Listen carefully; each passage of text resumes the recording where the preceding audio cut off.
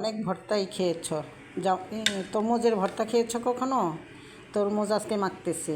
এখানে আমি মরিচ নিয়ে নিলাম, এখানে তেঁতুল, আর এখানে অল্প আধা চামচ চিনি নিছিলাম, আর হলো লবণ।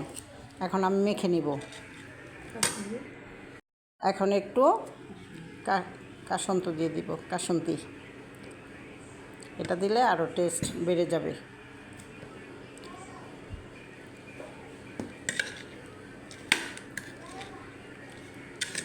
আসলে হাত দিয়েই মাখি না, হাত দিয়েই মাখি। আমি হাত ধুয়ে নিছি, হাত দিয়েই মেখে।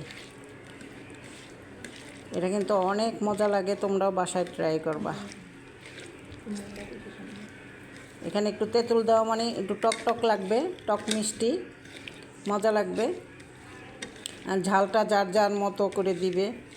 আমরা একটু ঝালটা বেশি খাই, তা ঝালটা নিয়ে দিলাম। আমি একটু নাগামরিচ দিতাম, কিন্তু আমার বাসায় তো তাইফা খাবে, এই তাইফা বুড়ি খাবে। এখন তাইফা খাবে। হ্যাঁ, তাইফা খাও। এখন খেয়ে দিব। কেমন হয়েছে সবাইকে কিন্তু বলবে না, কারণ তরমুজ মাখা মনে হয় সবাই খায় নাই এখনো।